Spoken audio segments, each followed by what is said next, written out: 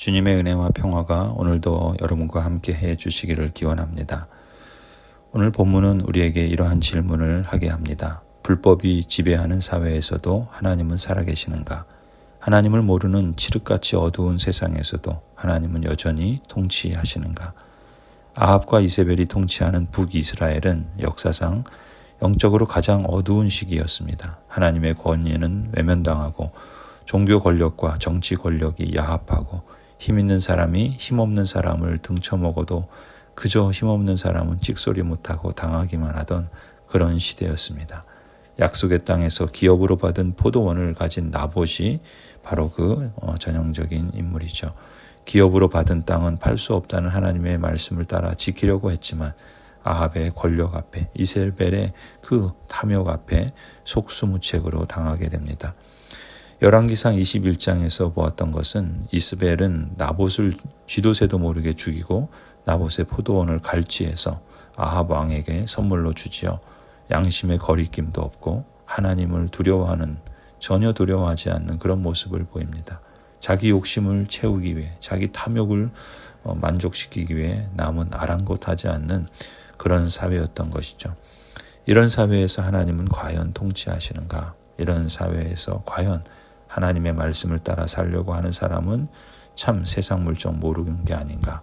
좋은 게 좋은 거라고 적당히 타협하며 살아도 될 것을 공연히 무모한 싸움을 해서 죽음을 자초하는 어리석은 사람이 아닌가. 나봇의 죽음을 보며 아마도 당시 나봇의 동네 사람들은 그저 혀를 차며 참 어리석은 사람이라고 동정하지 않았을까. 그거 보라고 하나님은 믿어봤자 손해만 보지 잘 되는 게 있느냐고, 말씀대로 산다고 고집하지 않고 진작 팔았으면 목숨은 건지지 않았겠냐고 그러한 이야기들을 했겠죠. 그럼에도 불구하고 우리가 여기서 주목해야 할 점은 이렇게 세상의 통념이 지배하는 사회에도 말씀대로 땅을 지키려고 했던 나봇이 있었다는 것에 우리는 주목할 필요가 있습니다. 이렇게 어둠이 가득한 사회에서 하나님의 말씀을 전하는 선지자는 참으로 미력해 보입니다.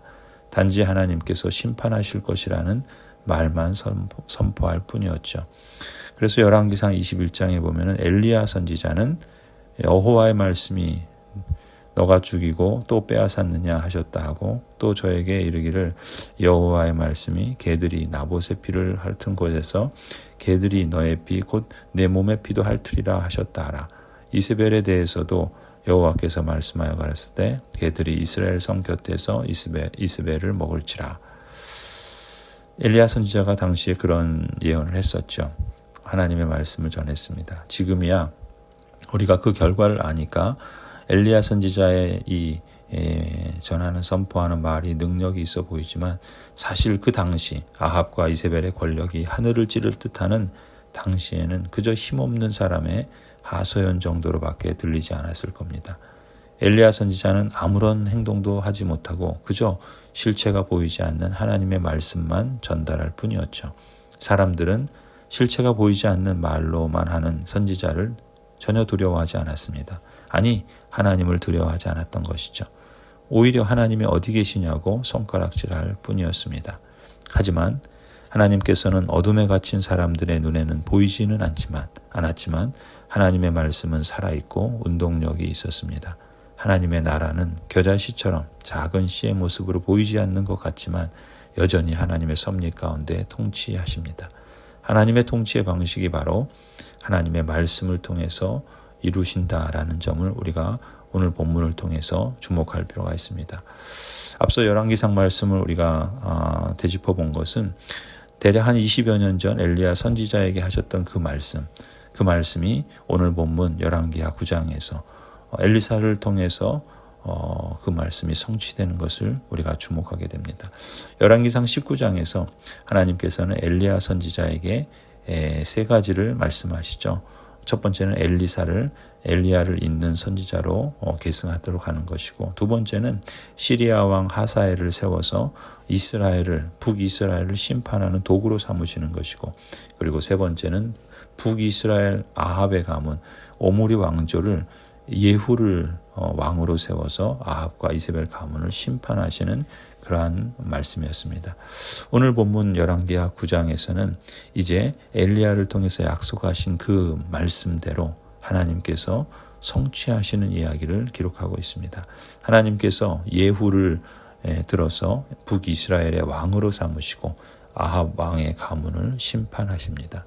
선지자 엘리사는 그의 제자 중 한 사람을 불러서 길라 라못으로 가서 예후를 골방으로 데려가서 기름을 부어 이스라엘의 왕으로 삼으라라고 그렇게 말하고 도망하라고 그렇게 말을 전하죠.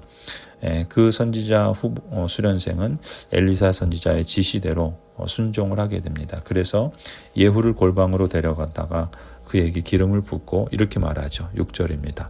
나 주 이스라엘의 하나님이 말한다. 내가 너에게 기름을 부어 주님의 백성 이스라엘의 왕으로 세웠다. 나는 너가 섬기는 상전 아합의 가문을 쳐라.